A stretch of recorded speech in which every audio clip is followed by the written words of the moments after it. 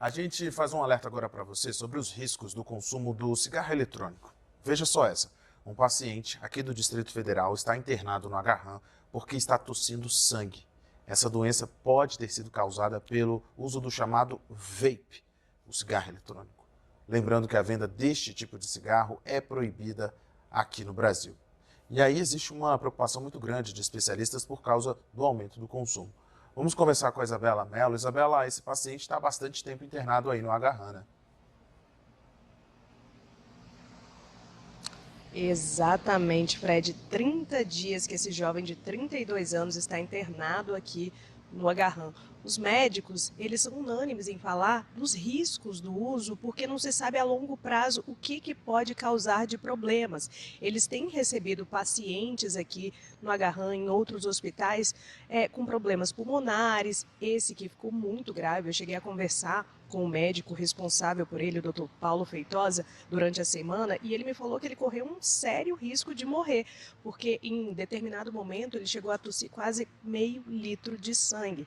Então, ele ficou numa situação extremamente delicada.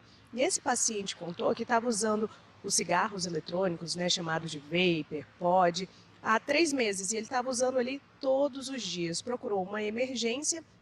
O médico chegou a falar para ele que ele não tinha nada, mas que se ele continuasse a sentir algum desconforto, que era para ele procurar um pronto-socorro, que foi o que ele fez.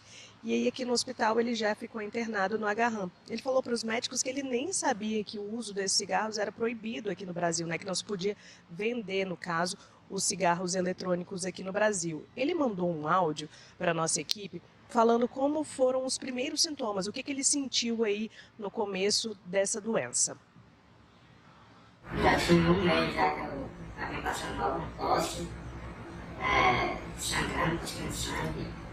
E o quadro foi só piorando a cada tempo. Eu fui procurar um pneumologista particular.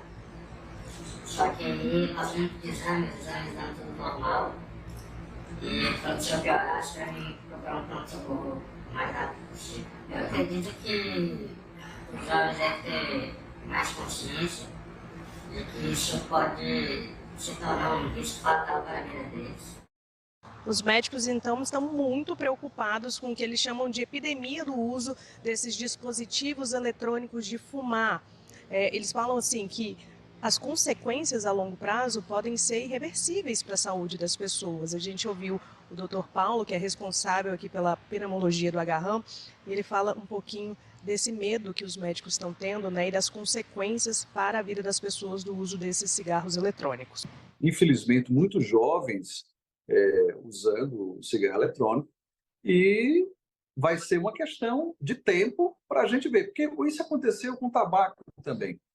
As pessoas começaram a fumar e daqui a pouco viam que tinham tosse, viam que tinham outras coisas, viam diminuir sua resistência física, mas aí apareceu o câncer de pulmão, aí apareceu o enfisema, aí apareceu os outros cânceres ligados ao tabagismo, câncer de laringe, câncer de bexiga.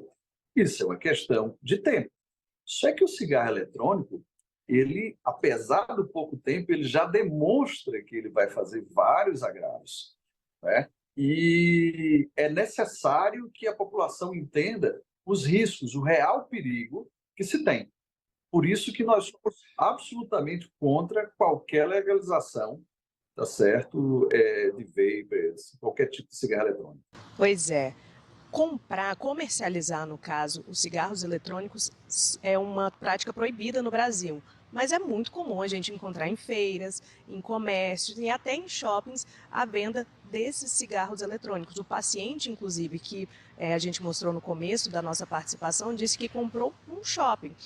A Anvisa abriu uma consulta pública que toda a sociedade pode participar para entrar nesse processo aí de legalização do cigarro eletrônico. Não é a legalização, é uma consulta pública para ouvir a sociedade.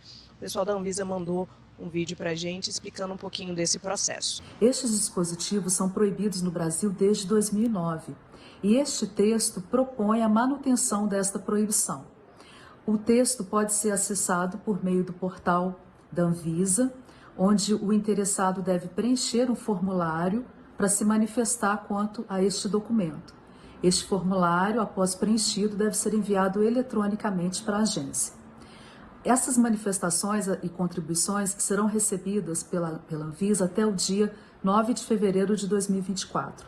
Após esse período, a área técnica trabalhará em relação a estas contribuições, analisando-as, e posteriormente a diretoria colegiada da Anvisa, em nova reunião, deliberará de forma final sobre o assunto.